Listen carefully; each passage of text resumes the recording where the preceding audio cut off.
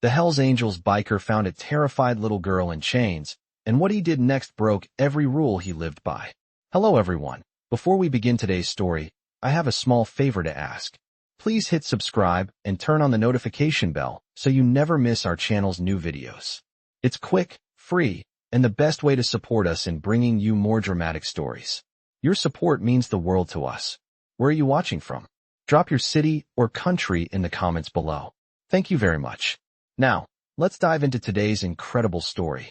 Imagine the coldest night of the year, the kind where the chill seems to crawl under your skin and makes every breath feel like a razor. On this particular night, a Hells Angels biker, known only by his road name, Reaper, was riding through a desolate stretch of highway. The wind howled as his Harley-Davidson roared through the icy night, cutting through the darkness. His eyes were fixed on the road ahead, mind focused on the ride, the only thing that ever gave him peace. But then, suddenly, a faint sound reached his ears. It was a cry, barely audible over the noise of the engine, but it was there. A voice, distant and weak, yet full of desperation. He slowed his bike, his instincts kicking in. The sound came again, louder this time, a mixture of fear and pain. Reaper turned the bike sharply, his heart pounding with the realization that something was terribly wrong. As he neared the source of the sound, he saw her. A little girl, no older than 7, crouching in the snow, her small hands bound tightly in chains. She looked up at him with wide, terrified eyes, her body trembling uncontrollably. The sight stopped him dead in his tracks. This was not a scene he was used to. He had faced many dangers in his life, but this was different. He had lived his life by a strict code, one that didn't involve getting emotionally attached, one that certainly didn't involve helping strangers. He was a biker, part of a notorious club known for its toughness and disregard for society's rules. But something in the girl's eyes, something about the helplessness in her expression, struck a chord in him. His gut twisted. Against every instinct, Reaper dismounted his bike. He approached her. Slowly, his footsteps heavy on the snow. The chains rattled as the little girl flinched, her eyes widening in terror. "Please, don't hurt me," she whispered, her voice barely audible, as if she thought he might be one of the people who had hurt her. Reaper paused for a moment, his heart pounding in his chest. He crouched down to her level, trying to make himself seem less threatening, despite his large frame and the intimidating patches on his jacket.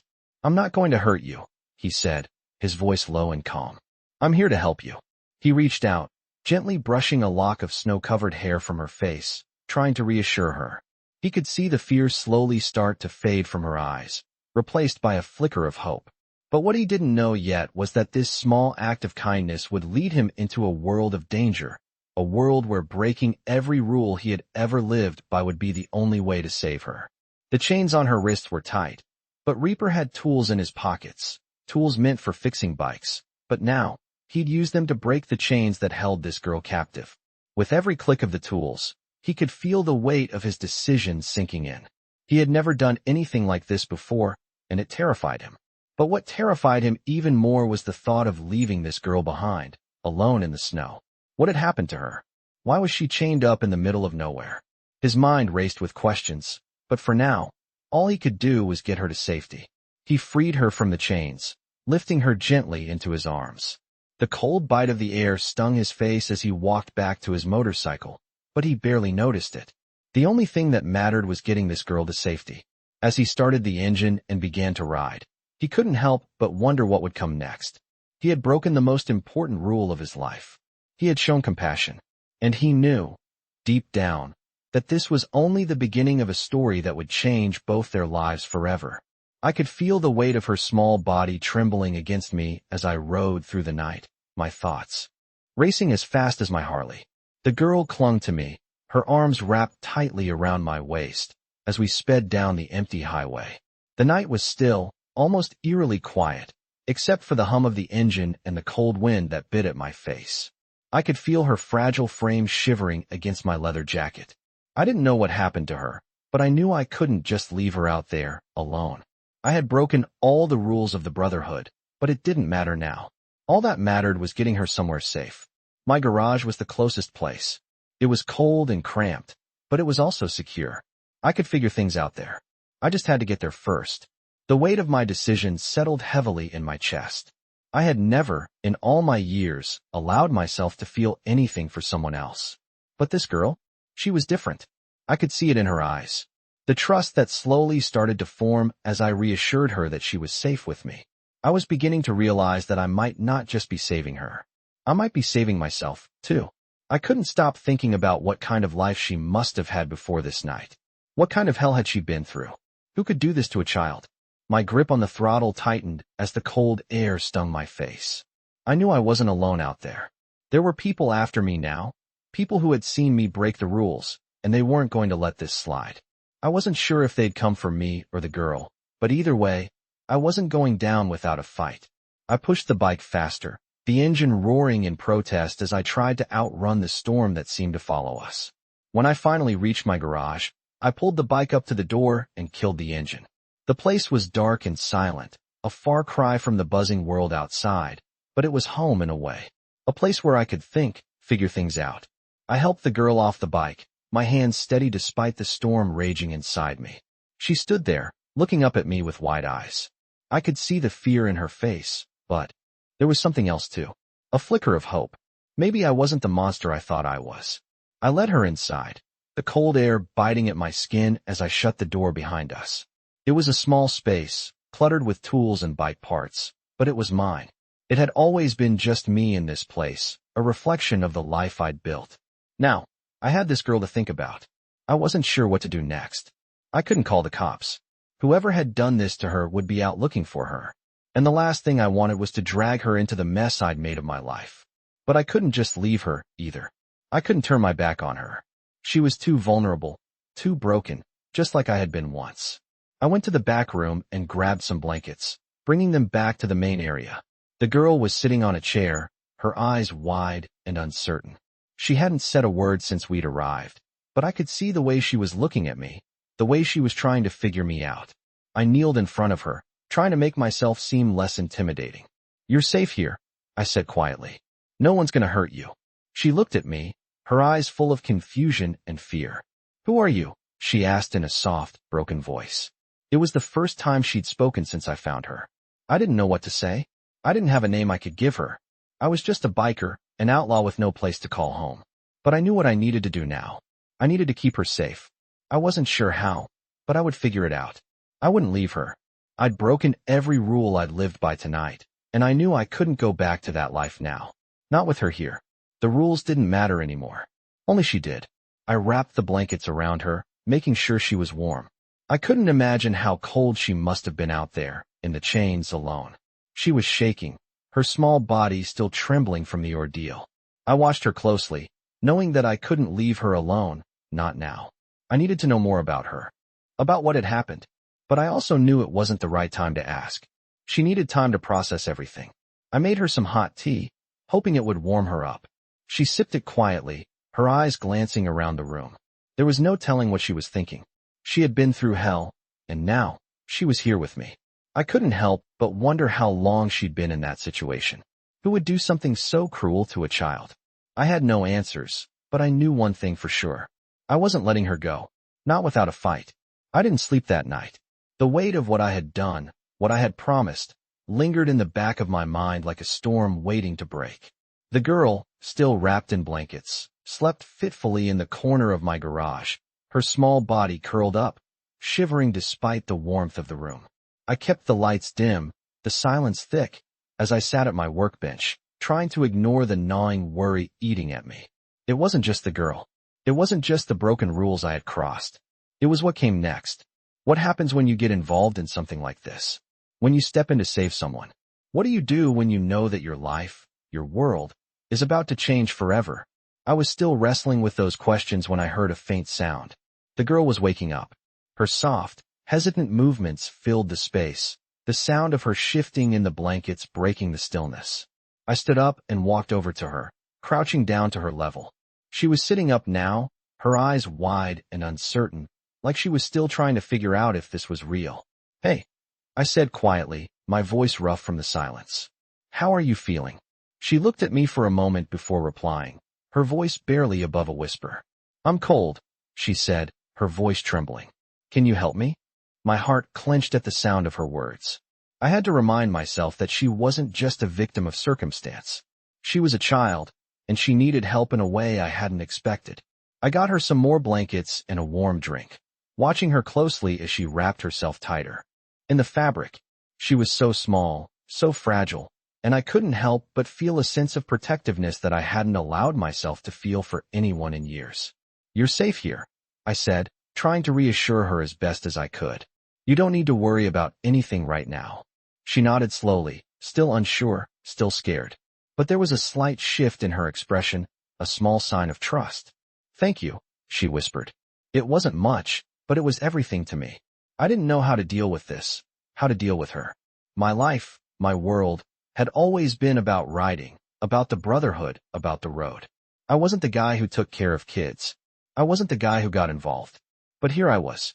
And somehow, I knew I couldn't walk away from this.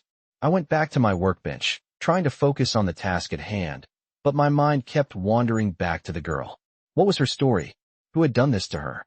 Why was she alone, chained up in the middle of nowhere? I wasn't sure if I was ready to hear the answers. I wasn't sure if I could handle it.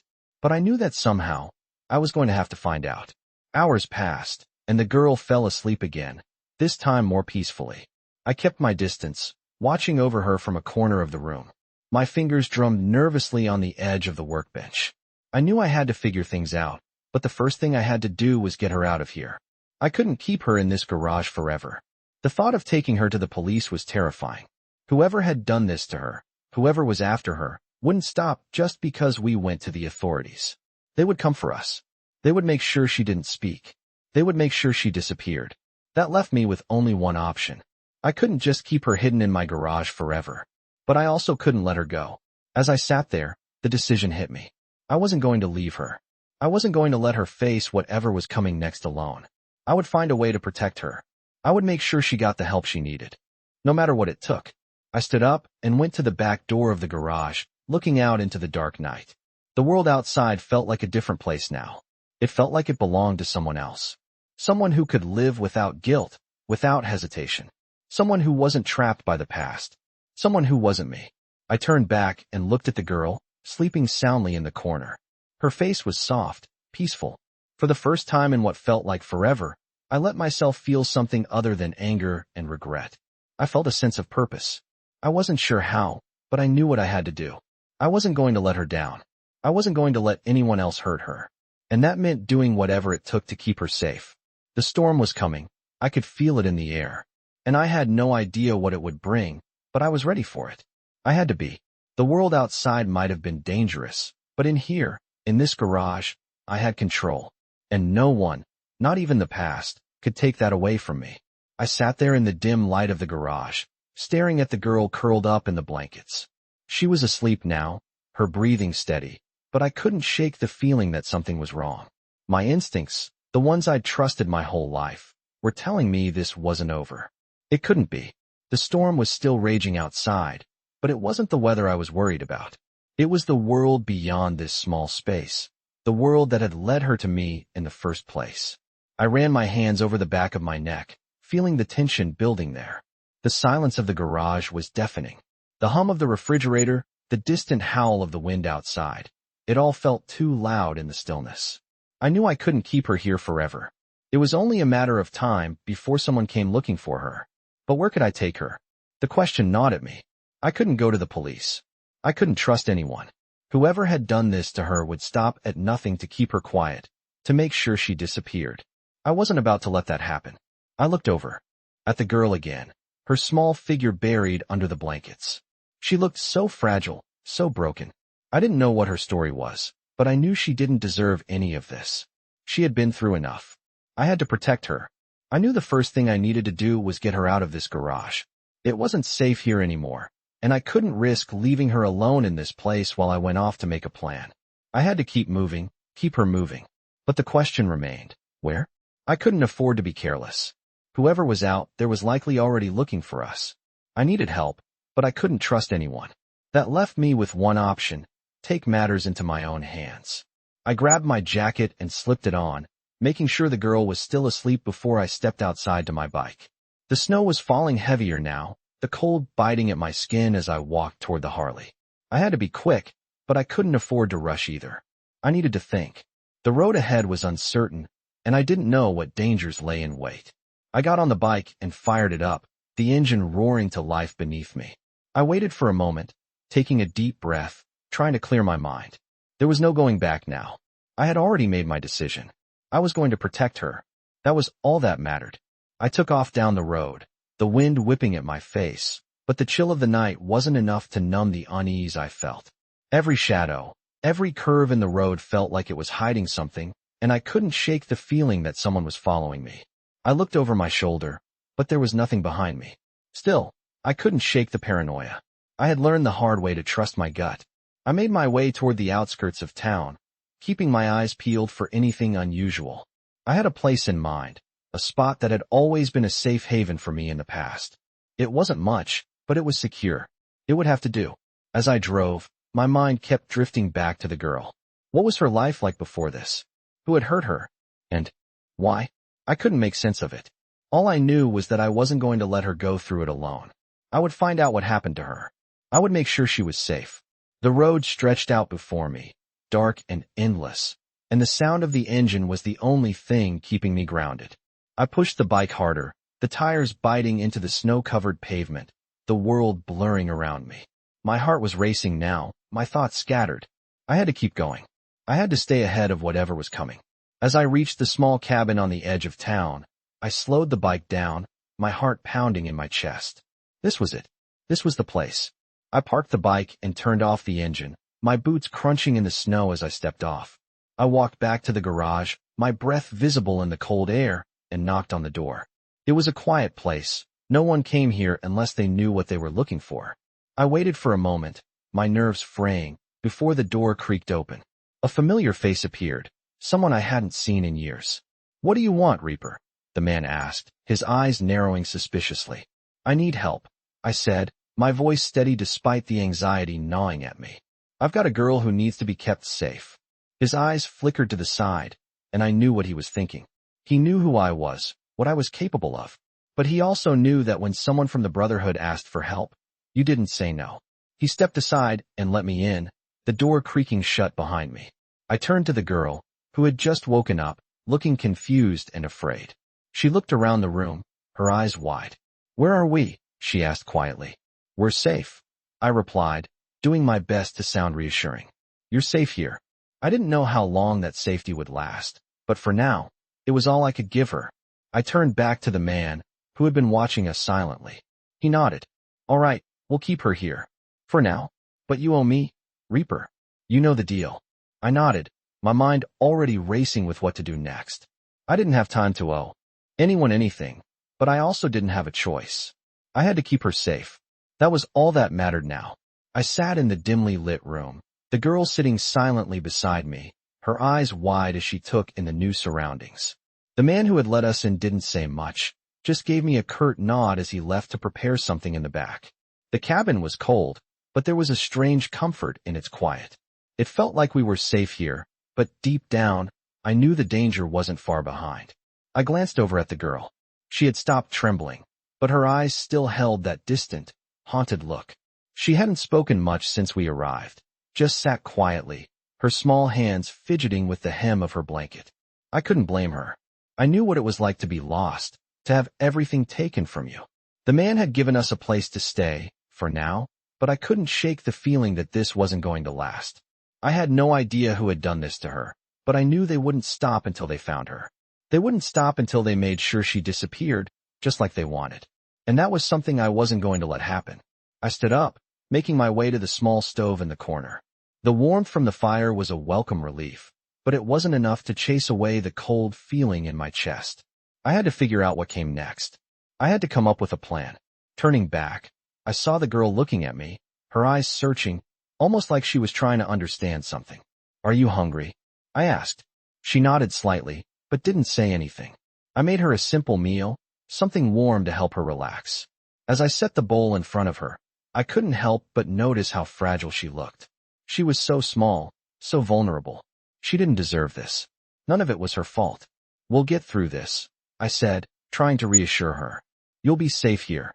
She glanced up at me, her eyes still uncertain, but she didn't pull away. I had no idea how long we could stay in this cabin, but I was going to make sure that, for as long as we were here, she was safe. I sat down across from her, watching as she picked at her food. She didn't eat much, but at least she was trying. I felt a strange sense of responsibility settle over me, something I hadn't felt in a long time. The road had always been my escape, my freedom. I'd never been one to stay in one place for too long, never wanted to get tied down by anything or anyone. But here I was, with a child I barely knew, and I was determined to keep her safe. I had broken every rule I had ever lived by, and now there was no going back. The girl finished her meal, and I noticed her eyes beginning to droop. She was exhausted, and who could blame her?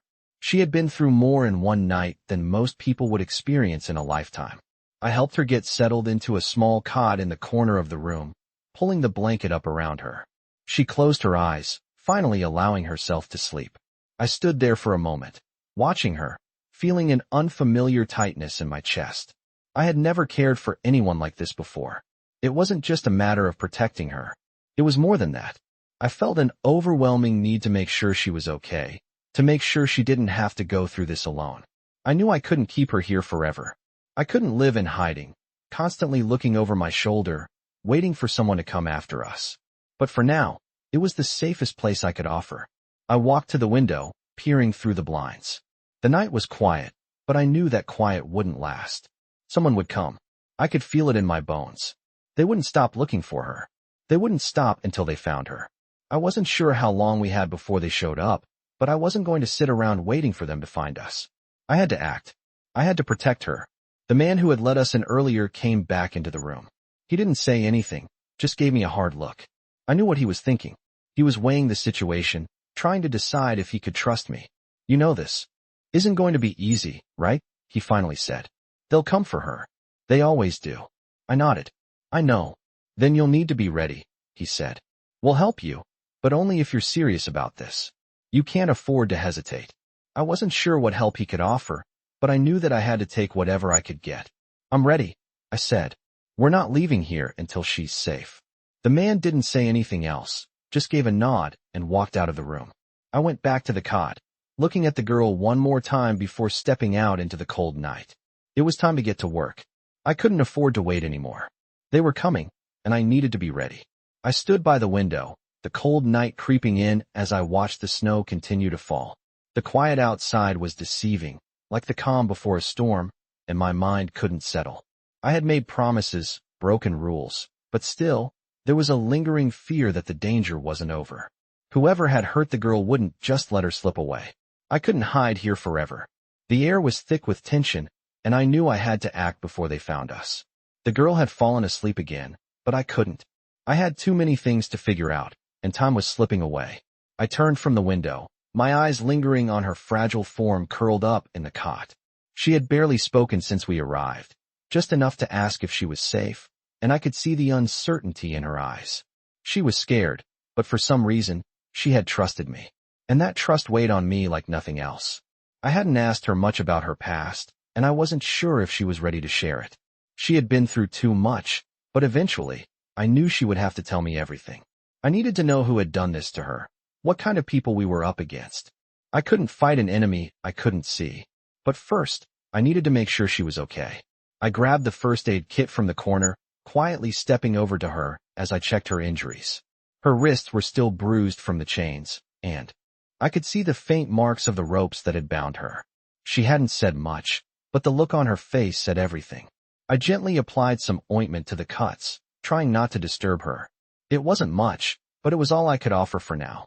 She stirred slightly, but didn't wake. The quiet was almost unbearable. It felt like a constant waiting game, each passing second bringing us closer to something unknown, something dangerous. I needed to get her out of here. I couldn't keep her in this cabin forever, especially not with the possibility of danger lurking around every corner. I had to find a way to get us both out of this mess. I walked to the door, standing there for a moment to collect my thoughts.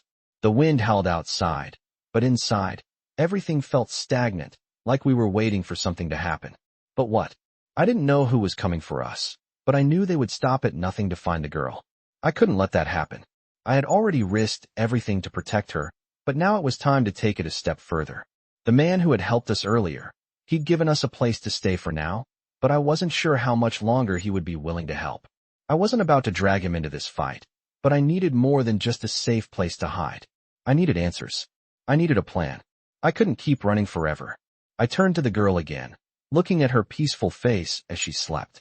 I didn't know how she had ended up in that situation, but I wasn't going to let her suffer any longer. She deserved a chance at something better, something safe, and I was going to make sure she got it. As the night wore on, the wind picked up even more, the house creaking as it fought against the storm outside. I sat in the corner, my thoughts scattered as I tried to think of our next move. I had a motorcycle, but no real plan. I couldn't just take off without a destination. I needed to figure out where we could go. I needed to find someone who could help, someone who could protect us. The girl stirred again, her small body shifting under the blankets. This time, her eyes opened, and she looked at me with a quiet, uncertain gaze. I walked over to her, sitting down beside the cot. "Hey, how are you doing?" I asked softly. She didn't answer at first, just stared at me as if weighing her options. Finally, she spoke, her voice barely above a whisper. "Are we safe here?" I nodded, doing my best to sound reassuring. "For now, but we can't stay here forever." She looked up at me, her eyes filled with confusion and fear. "Where will we go?" I didn't have an answer. "I'm working on that," I said quietly, my voice barely audible. "I'm going to make sure you're safe, okay?" She nodded slowly, but I could see the fear in her eyes. She wasn't sure what was going to happen next, and neither was I. I didn't know where we would go or what would happen once we left this cabin, but I did know one thing. I wasn't going to let her down. I wouldn't let anyone hurt her again. The girl slowly closed her eyes again, and I stood up, my mind racing with possibilities. I had to get her out of here, and fast. But first, I needed to figure out who was after her and how to stop them. There was no time to waste. It was time to take action. I grabbed my jacket, stepping out into the cold night air. I had no idea where this road would lead, but I knew I was going to protect her with everything I had. It was the only thing that mattered now. I stepped out into the bitter cold, the wind cutting through my jacket like a blade. The night was still, too still, and the silence of the cabin seemed to haunt me as I made my way to the bike.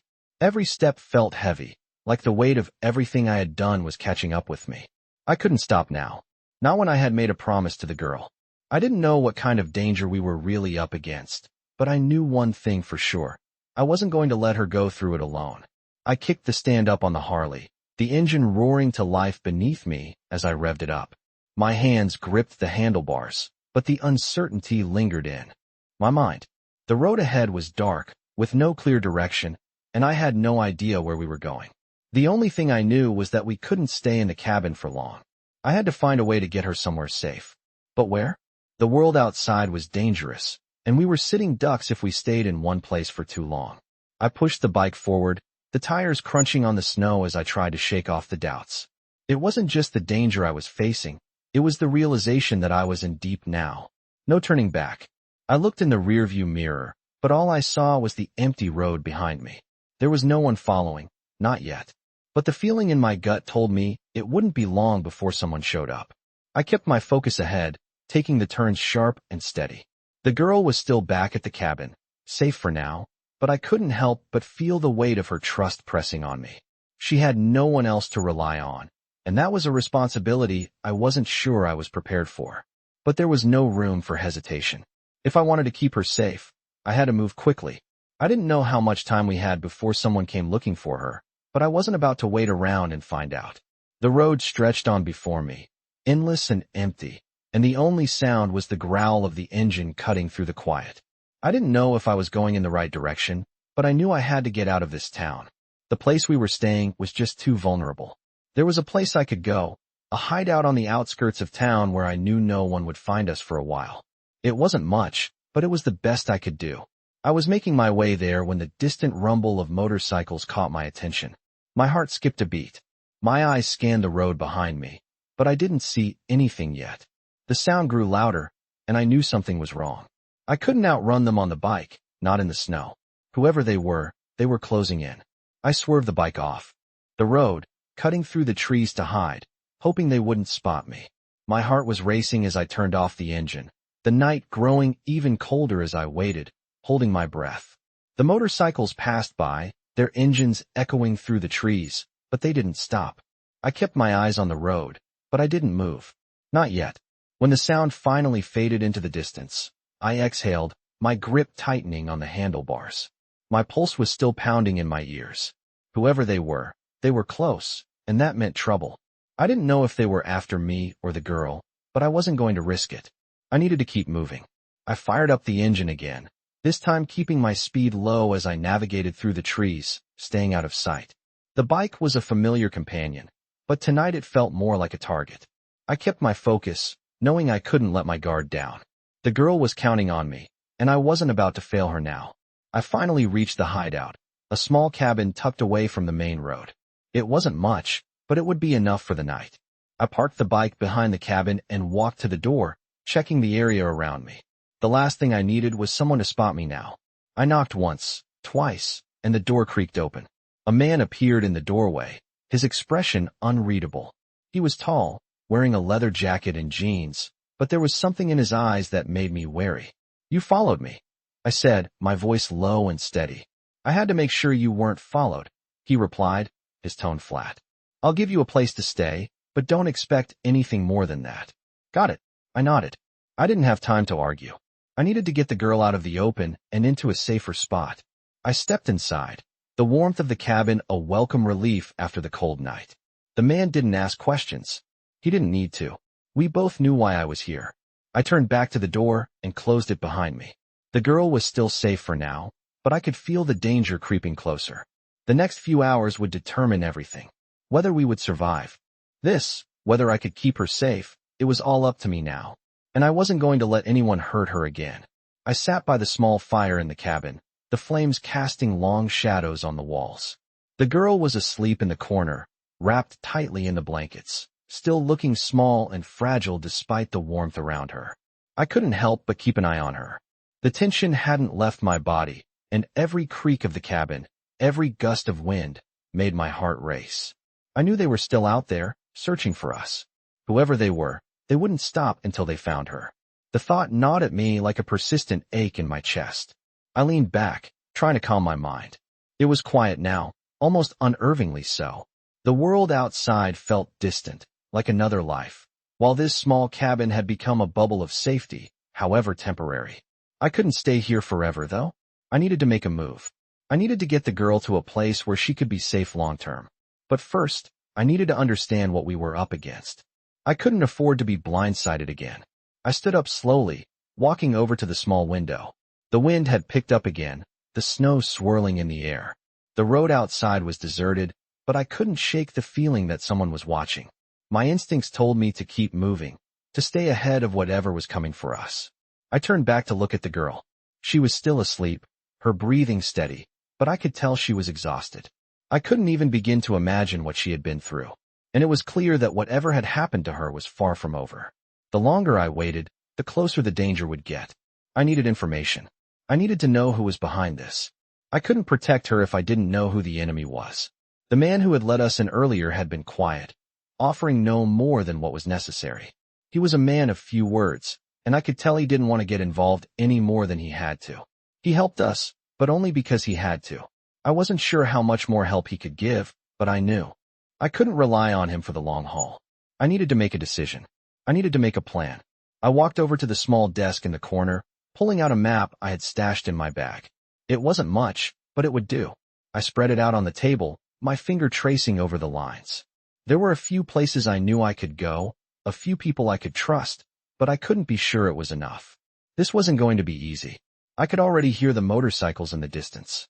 The sound was faint, but I could tell they were getting closer. My pulse quickened, and I grabbed my jacket. It was time to move.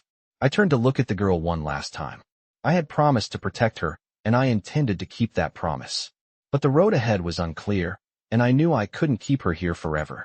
I walked over to her quietly, kneeling beside her bed. She stirred but didn't wake. I reached out and gently touched her shoulder. She opened her eyes, looking at me with confusion. "We need to go," I said softly. Her eyes widened, and I could see the fear flash in them. She was scared, and who could blame her? She had been through more than most people ever would. I could feel her trembling under my touch. but I also saw a flicker of trust in her eyes. She nodded slowly, sitting up and wrapping the blanket tighter around herself. I didn't say anything else as I helped her to her feet. I wasn't sure where we were going next, but I knew one thing. We couldn't stay here any longer. We had to keep moving. I grabbed my keys and walked toward the door, but before I could open it, there was a knock. My heart stopped. I wasn't expecting anyone. Whoever it was, they weren't here for a friendly visit. I motioned for the girl to stay quiet as I slowly approached the door, my hand on the handle. The knock came again, louder this time. I could hear voices outside. They weren't mine, and they weren't friendly. I looked at the girl, her eyes wide with fear. I had no choice now. I had to face whoever was out there. I took a deep breath, then opened the door. 4 men stood on the other side. Leather jackets, motorcycle helmets tucked under their arms, and eyes that looked like they had seen things no one should ever have to. The moment the door opened, one of them stepped forward. "We know she's in there," he said, his voice low and rough. "We've been looking for her." My blood ran cold. They were here for her. I had been expecting this, but now that it was happening, the fear felt real. The girl was behind me, out of sight, but I could feel her anxiety radiating from her. I couldn't let them get to her. I had no idea what they would do if they found her. "You're not taking her," I said, my voice steady, but my mind was racing. The man raised an eyebrow, sizing me up.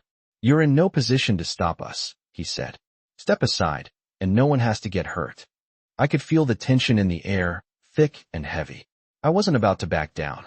"I'm not going anywhere," I said. "You'll have to go through me first." They laughed, but I could see the flicker of uncertainty in their eyes. They hadn't expected this fight, but it was coming whether they liked it or not. My hand went to my belt, fingers brushing the handle of my knife. I wasn't here to start a fight, but I wasn't going to let them hurt her either. The decision was made. We were leaving, and they weren't going to stop us. I stood my ground, staring down the 4 men who had just appeared at the door. My hand was still resting on the knife, but I knew this wasn't going to be a simple confrontation. They didn't come here to negotiate, and they sure as hell weren't leaving without a fight. The man who had spoken first took a step forward, his eyes narrowing as he sized me up. "You think you can stop us?" he sneered, his voice low and menacing. I didn't flinch. "I'm not letting you take her," I said, my voice steady, but there was a cold edge to it. "She's not going anywhere with you." The man looked behind him at the others. They stood in silence for a moment, the tension thick in the air. The girl was still behind me, hidden from their view, but I could feel her fear. I knew she was terrified, but I wasn't about to let these men get to her. Not without a fight. "You don't know who you're dealing with," the man said, his voice harder now. "We've got orders. She comes with us, whether you like it or not." I didn't answer right away. I just kept my eyes on him, my body tense, ready for whatever was coming next. They were used to getting what they wanted. They weren't used to people standing up to them. The man took another step forward, this time his hand moving to his jacket, probably reaching for a weapon. I didn't wait. My hand shot out, grabbing the door and slamming it shut. I pushed with all my strength, trying to keep it closed as the men on the other side banged against it. "You're not taking her," I growled, my body now pressed against the door, feeling the force of their efforts trying to break through.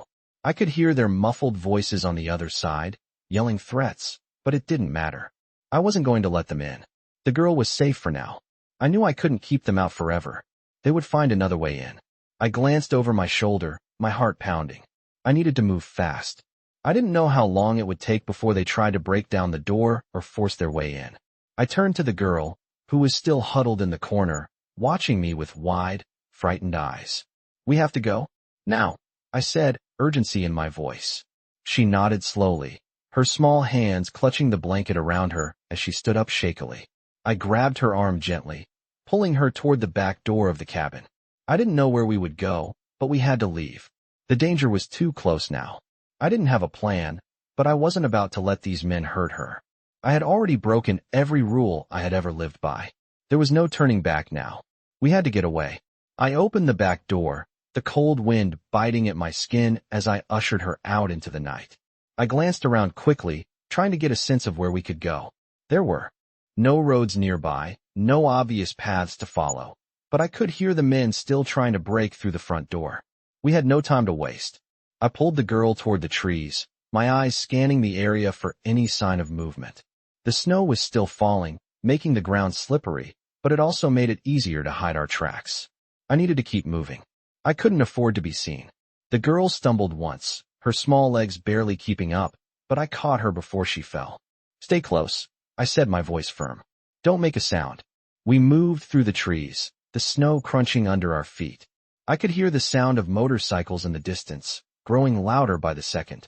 The men were coming. I didn't know how many were out there, but I couldn't take any chances. We had to keep moving. I glanced over at the girl. She was still with me, her face pale, her eyes full of fear. But she wasn't crying. She wasn't asking questions. She was trusting me, and that trust felt heavier than anything I had ever carried. We continued to move through the snow, the trees thick around us, blocking out most of the light. I kept my head low, my body tense, my mind focused on getting us to safety. I didn't know where we were going, but I couldn't stop. I couldn't let her down. The sound of the motorcycles was getting closer. I could hear them revving their engines, cutting through the cold air. I knew we couldn't outrun them, but we could hide. We just had to keep moving. After what felt like hours, we reached a small clearing. I could see a faint light in the distance, probably a cabin or house. I wasn't sure if it was safe, but it was our only chance. I turned to the girl, who had been walking quietly beside me, her face now flushed from the cold. "Stay here," I said, my voice low but urgent. "I'm going to check it out." She nodded, her eyes wide, but she didn't argue. I knew she was scared, but she trusted me. I couldn't lose that. I moved toward the light, my steps cautious, my eyes scanning for any sign of movement. I had to be sure. The girl's safety was everything now. I couldn't let anyone hurt her. I would do whatever it took to make sure she was safe. I reached the cabin and peeked through the window. The light was on, but there was no sign of anyone inside. I made my decision. This was our chance. I turned back to the girl, motioning for her to follow me. She moved quickly, but quietly, staying close behind me. As we neared the cabin, I felt a surge of hope. Maybe this was it. Maybe we had found a place where we could finally breathe. But I couldn't let my guard down just yet. The danger was still out there, and we weren't safe until we were away from everything. I opened the door slowly, my eyes scanning the dark room inside. It was empty. I motioned for the girl to come in, and we stepped inside, locking the door behind us. I didn't know what was waiting for us next, but for the first time in hours, I felt like we might have a chance. We were safe, for now. I closed the door behind us, the soft click of the lock echoing through the small cabin. The warmth inside was a welcome relief from the cold night air, but it didn't do anything to ease the weight on my chest. The girl stood quietly beside me, her wide eyes taking in the new surroundings. She was still shaken, still scared, but she wasn't crying anymore. She hadn't said a word since we got inside, and I wasn't sure if she was ready to talk yet. I wasn't sure if she ever would. I glanced around the cabin. It was small, basic, nothing fancy. A few chairs, a table, and a single lamp that cast a soft glow over the room. The space smelled faintly of wood and dust, the air stale from sitting and used for a while. It was a far cry from the danger we had just escaped, but it wasn't enough to make me feel safe. Not yet. I had no idea how long we would be able to stay here. I didn't even know if it was the right choice, but it was the best I could do at the moment. The girl's presence, her silence, it all weighed on me more than I expected. I had broken every rule I had ever lived by. But now with her looking to me for protection, I felt the full force of the responsibility. I couldn't let her down. I turned to her, my voice soft, though it felt strange to speak with such gentleness after all these years. "You're safe here," I said, but even I wasn't sure if I believed the words. She nodded slightly, her gaze flickering to the window where the night stretched on beyond the glass. I didn't know what she was thinking, but I could tell she was still on edge. She wasn't ready to let her guard down. I could see it in the way her shoulders were hunched, the way she avoided looking at me for too long. I walked to the small stove in the corner and started a pot of coffee, my movements slow, methodical. I needed to do something to break the tension in the room. The silence was deafening. She was still watching me, but now I could see the uncertainty in her eyes. She was trusting me, but she was also scared. Her whole world had just turned upside down. "You hungry?"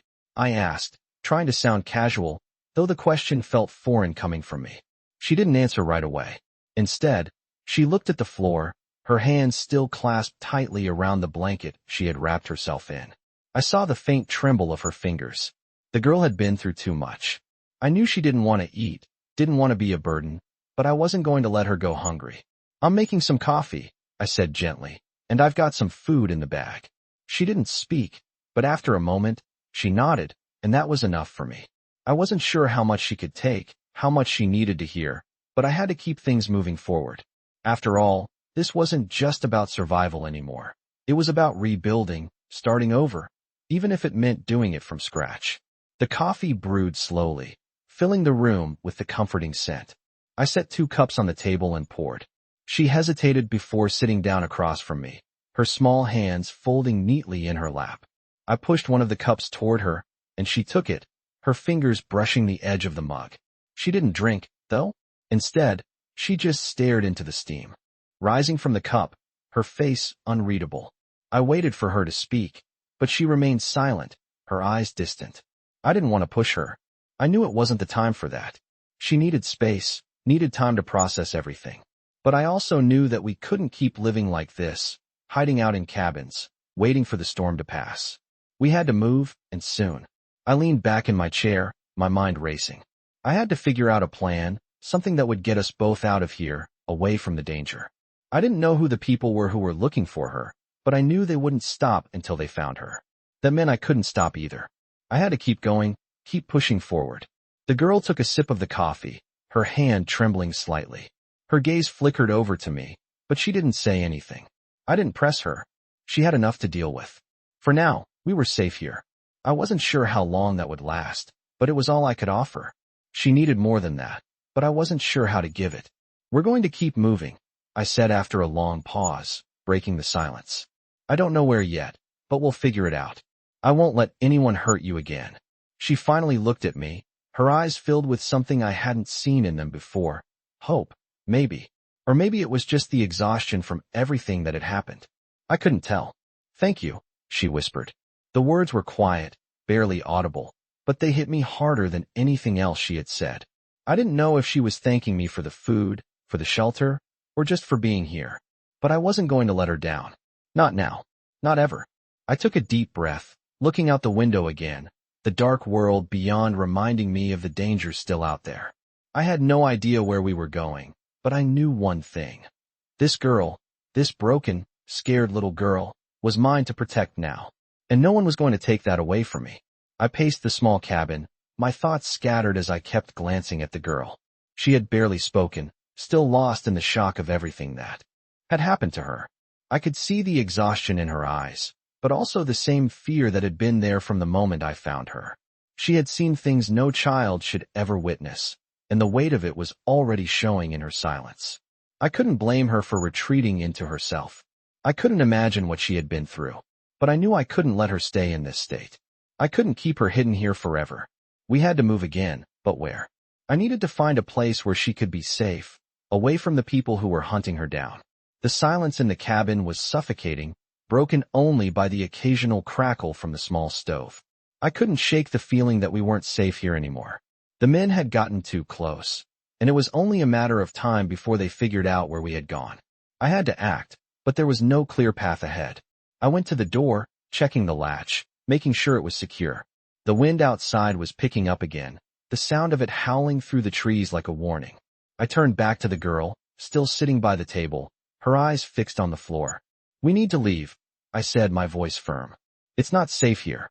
She didn't respond right away, her fingers nervously tracing the edge of the blanket wrapped around her shoulders. I waited for her to say something, anything, but she just stared at the floor. I knew she was scared. Hell, I was scared too. But there was no other choice. I couldn't let her fall into the hands of whoever was after her. I walked over to her, crouching down so I was at eye level. "We'll be okay," I said softly. "We're going to get through this. I promise." She finally looked up at me, her eyes filled with so many emotions: fear, confusion, exhaustion. But there was something else there too. A flicker of trust. She nodded slowly, her lips trembling as she spoke. "Where will we go?" she asked in a small voice. I paused, unsure of how to answer. I didn't have a destination in mind. I didn't know where we could go to be safe. All I knew was that we couldn't stay here. I had to. Keep her moving, keep her out of sight. I stood up, walking over to the window and peering out. The snow was still falling heavily, blanketing everything in a thick layer of white. The world outside seemed so peaceful, but I knew it was anything but. I could feel the danger closing in. I don't know where we're going yet, I said, turning back to her. But we'll figure it out. I won't let anything happen to you. She nodded again, the trust in her eyes growing a little stronger. But I could still see the doubt there. I couldn't blame her. She didn't know me, and I didn't know what kind of life she had before this. But I wasn't going to let that stop me. I wasn't going to let her down. I had already made so many mistakes in my life, but I would die before I made this one. I grabbed my jacket and headed for the door. Stay close, I told her, my voice low. We need to keep moving. She got up and followed me, the sound of her small feet barely making a noise on the wooden floor. We stepped out into the cold night, the wind biting at my face as we made our way toward the trees. I could hear the motorcycles in the distance again, their engines rumbling through the night. I didn't know how many were out there, but I knew I couldn't take any chances. I kept moving, my steps quick and purposeful, my eyes constantly scanning the surroundings. The girl kept pace with me, her small hand gripping the back of my jacket, staying close to me like she was afraid to let go. I couldn't blame her. She had every reason to be afraid. I led her through the trees, moving carefully, making sure we didn't leave a trail. I had no idea where we were going, but I knew we had to keep moving. The sound of the motorcycles grew louder, closer.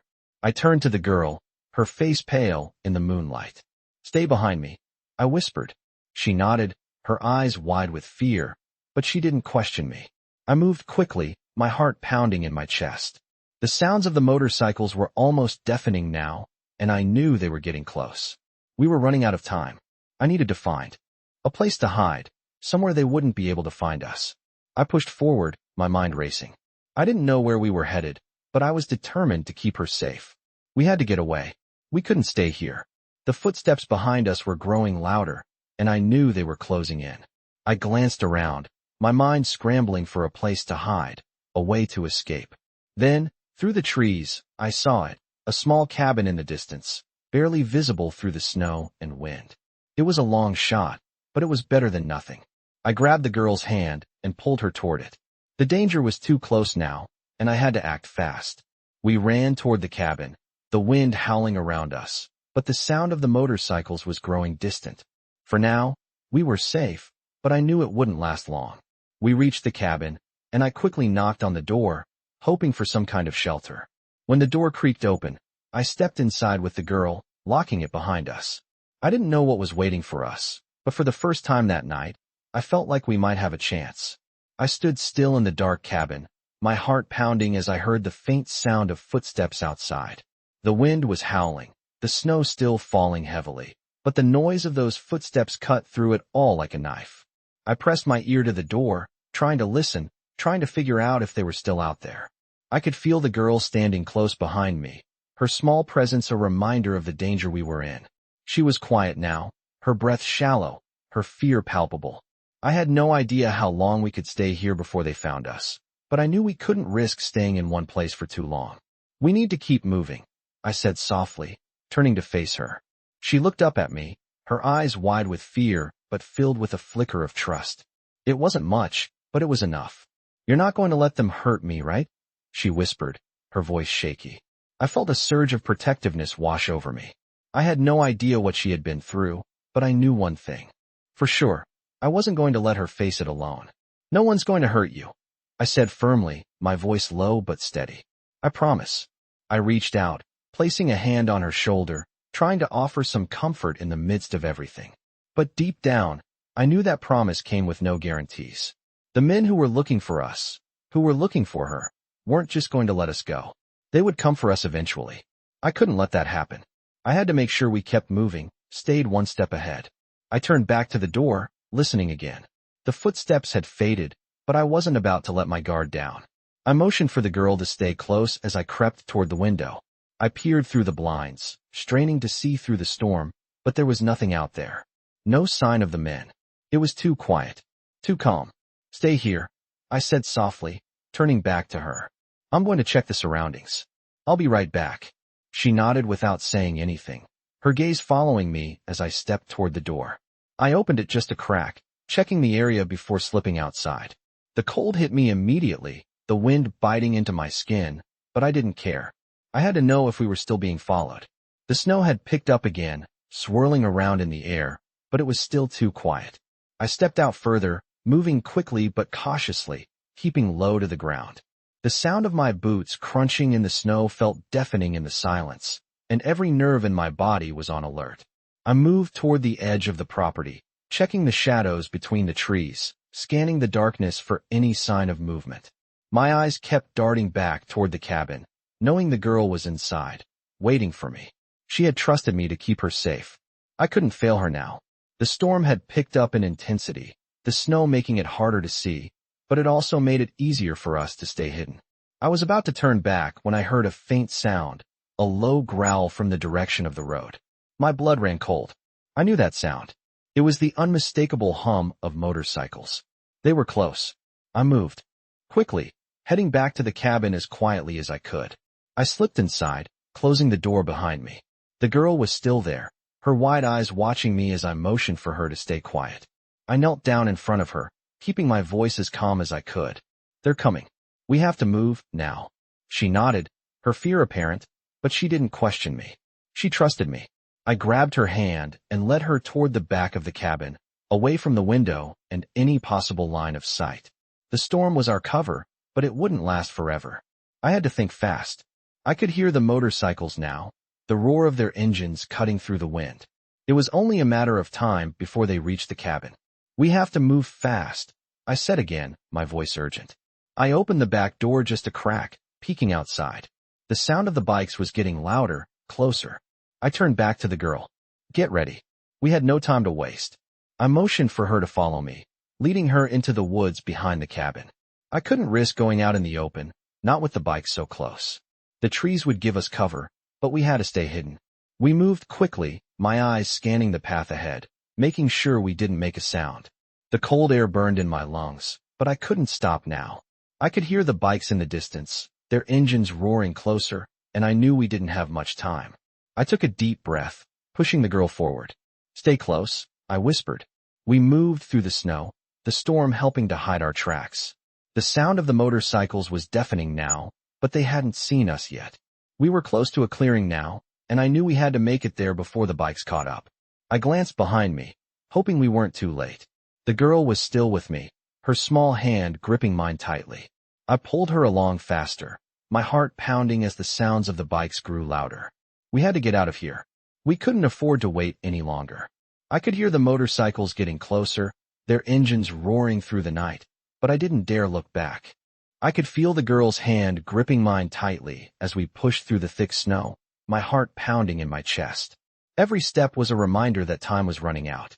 The clearing was just ahead. I could see it now, the faint outline of the open space where we might have a chance to hide or get away, but the bikes were close. Too close. We had no time left. I pulled the girl closer, my breathing shallow and fast as I tried to find a way out of this.